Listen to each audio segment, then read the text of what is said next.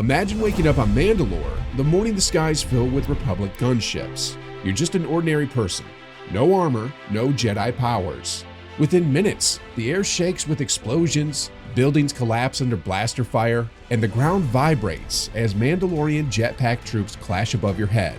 Forget heroics, you'd struggle just to breathe through the smoke. In this video, we'll use real battles like Geonosis, Kamino, and the Siege of Mandalore to show why civilians never stood a chance. So, how long could you survive before the chaos swallowed you? To answer that, first, picture a world before the war arrives.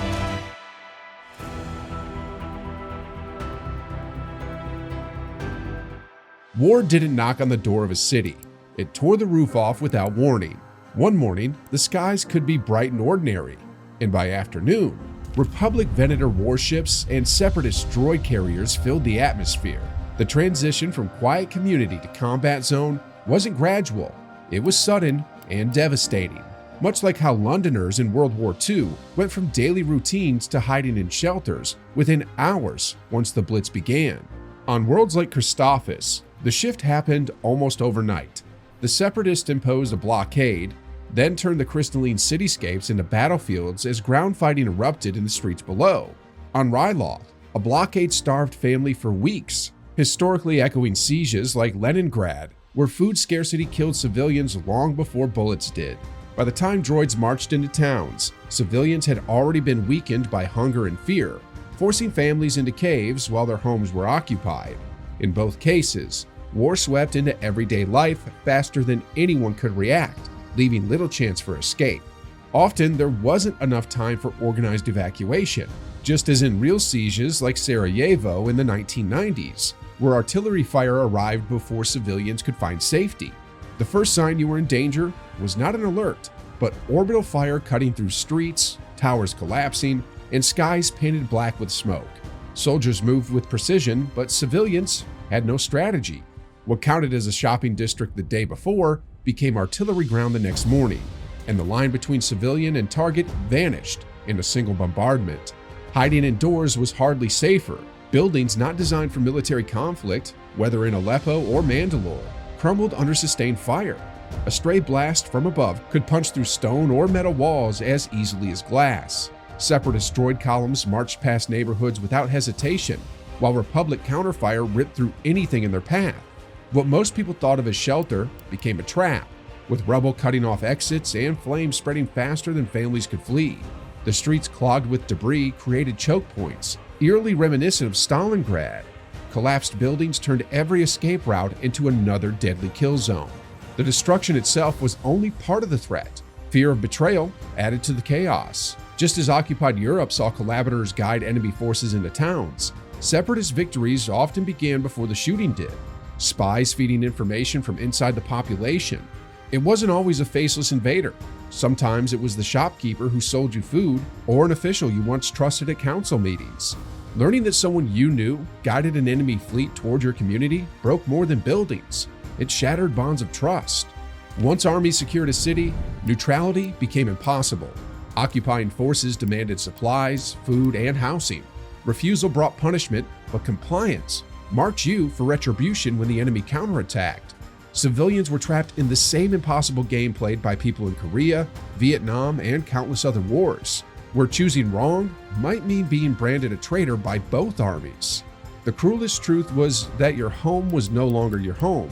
Republic leaders saw planets as tactical nodes for supply lines. Separatist leaders saw them as pawns to be seized and starved until resistance failed. To both sides, communities were resources, not families. Every sunrise carried the same grim question: would today be the day your planet's locations turned into a liability? Whether liberated or occupied, the result was the same: blaster fire in your streets and warships blotting out your horizons. This is why survival chances were so low once troops arrived. Civilians weren't protected by neutrality. They became unwilling pieces of the battlefield itself. And even if the Jedi and clones, the supposed protectors, moved like soldiers first and guardians second, then what did that mean for the people who once believed in peace?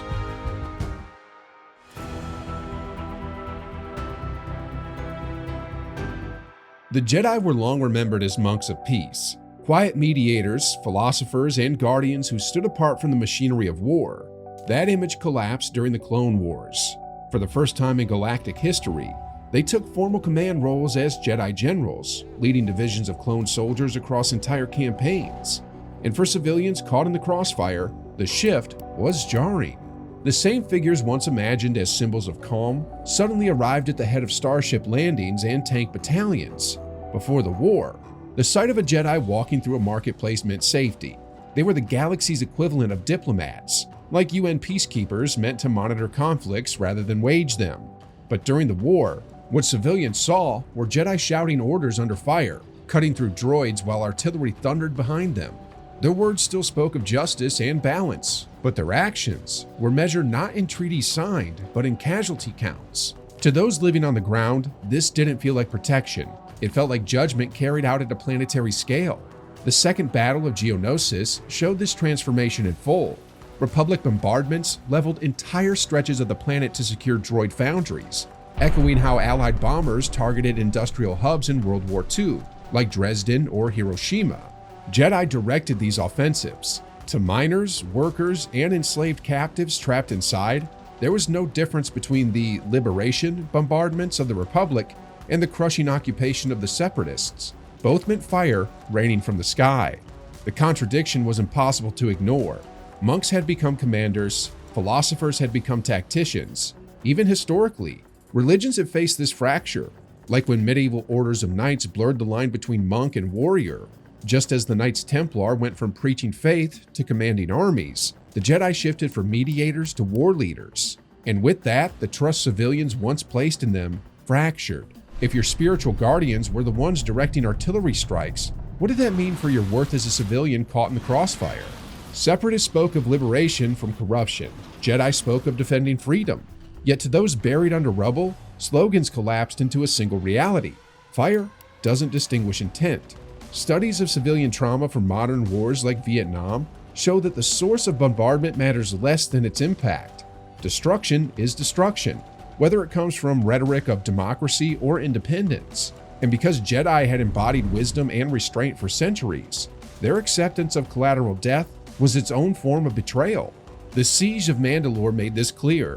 Civilians didn't just watch clones and droids fight. They saw Jedi dueling through collapsing rooftops, each swing of a lightsaber triggering destruction far beyond their target. Even when victory seemed noble, liberating Mandalore from Maul's tyranny, it came with the cost of shattering homes and displaced families. For the average person, it didn't matter that this was a tactical triumph. It meant you were left standing in the ashes of your own neighborhood. By the midpoint of the war, the transformation was complete. Jedi were no longer monks with lightsabers. They were generals backed by armies bred to fight and die. And history tells us what happens when religious or philosophical figures take command in total war. The ideals they represent get buried under the logistics of battle. For civilians, survival no longer meant waiting for Jedi protection. It meant recognizing that if even the galaxy's wisest beings chose war over peace, then there was no one left to shield you. And the harshest truth? Even if a Jedi stood nearby, your fate was tied not to their promise of protection, but to the clone troopers they commanded. Men bred for battle, whose lives were worth more than yours in the Republic's strategies.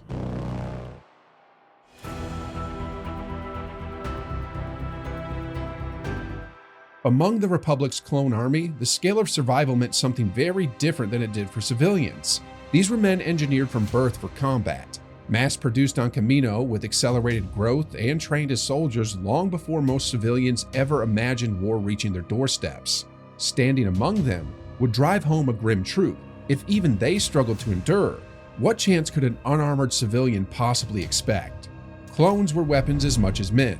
Their training condensed years of tactical education into accelerated childhoods, similar to how modern militaries compress months of boot camp into crash courses designed to erase hesitation and maximize survival under fire. Scientists in our world have studied the effects of accelerated conditioning on child soldiers in conflicts from Sierra Leone to South Sudan, where young recruits adapt quickly to violence but suffer devastating psychological scars. Clones share that unnatural burden, only with their entire existence designed around combat. And yet, when the battles came, even these finely honed troops fell in swarms. Watching blaster fire cut down armored soldiers would make clear how fragile any hope of safety was. The battlefields where clones fought would overwhelm every human sense. The concussive blasts of orbital strikes mirror shockwave data measured from real-world bombings. Pressure waves strong enough to rupture eardrums and cause traumatic brain injury without a direct hit. Artillery smoke filled lungs with particulates, much like those recorded in the trenches of World War I, where chemical irritation left soldiers gasping even in the absence of poison gas. For clones, this was the noise and environment they were born into. For a civilian mind, it would feel like drowning in chaos before you even knew which direction to run. Surviving it all might leave you with something heavier than fear: guilt. Military psychologists studying veterans from conflicts like Iraq and Afghanistan describe survivors' guilt, the lasting trauma of living while better-trained comrades fall. Clones absorb blaster fire meant for you, their engineered bodies collapsing in the dust, and the knowledge that your survival came only because they were created to die in your place would brand itself onto your memory. For civilians, escape didn't feel like victory. It felt like death. Blending with clones wouldn't save you either. If anything, it made you a target. In modern warfare, enemy forces prioritize concentrations of troops for artillery or airstrikes. In the Clone Wars, separatist droids followed the same logic. Civilians near a clone formation were collateral by default. Without armor strong enough to absorb the impact of directed energy weapons, something even modern science can't replicate, you'd be torn apart in the first volley. And yet, for all their uniformity, clones revealed individuality. Each carried personal emblems painted on their armor, small defiant streaks against their genetic sameness. This echoes the psychological need for identity seen in real conscript armies. Soldiers in Vietnam or Afghanistan personalizing helmets or gear as small rebellions against the machinery of war. For civilians who briefly interacted with them, learning a clone's name only to watch him collapse moments later turned the horror into something intimate. They weren't anonymous soldiers, they were people whose humanity was carved into minutes, then extinguished. Placed in the middle of one of these campaigns, the gulf between them and you would be absolute. They had armor, weapons, and tactical drills, and still, they died in staggering numbers. A civilian caught where they stood would barely survive a single skirmish. If even clones, engineered and conditioned for war with every advantage science could manufacture, bled out on battlefields in the thousands, what chance does someone like you have when the streets themselves became kill zones?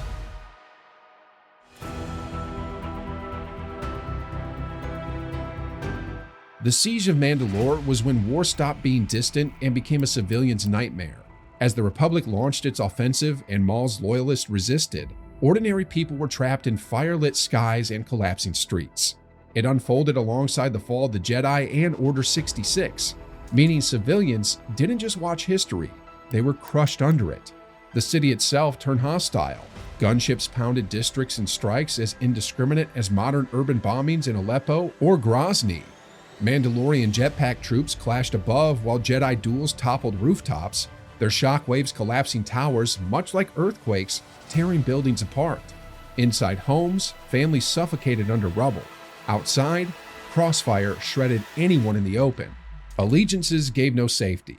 Some clans backed Maul, others resisted, leaving civilians unsure if the armored troops above meant rescue or execution. This echoed Berlin in 1945, where uniforms meant nothing to the unarmed. Even Republic bombardments, meant as liberation, leveled houses without distinction. Shelters offered little hope. Tremors cracked ceilings, like in London's Blitz, where each bomb shook survivors into wondering if the next would bury them alive. Even clones and Jedi, trained and armored, suffered heavy losses in close-quarter fighting. If they collapsed under the pressure, what chance did unarmed families have?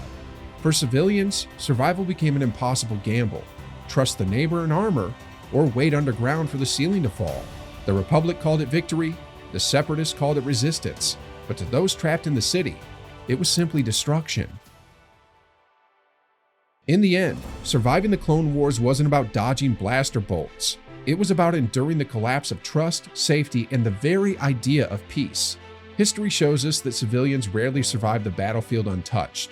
From Londoners huddled in shelters during the Blitz, to families starving in Leningrad, to entire neighborhoods erased in Aleppo. The Clone Wars carried the same brutal truth. Ordinary homes, markets, and schools became front lines overnight. The Jedi's transformation into generals, the clones bred for sacrifice, and the sieges like Mandalore all revealed the same pattern. Civilians weren't bystanders. They were the battlefield itself. Survival often meant minutes, not victories. And the scars, fear, loss, and betrayal lasted long after the fighting stopped. So, if this makes you rethink your favorite Clone Wars battle scenes, imagine yourself not as the hero with a lightsaber, but as the neighbor in the rubble. Which episode would you least want to be trapped in? Drop your answer in the comments, and subscribe if you want more science and history breaking down the realities of war in a galaxy far, far away.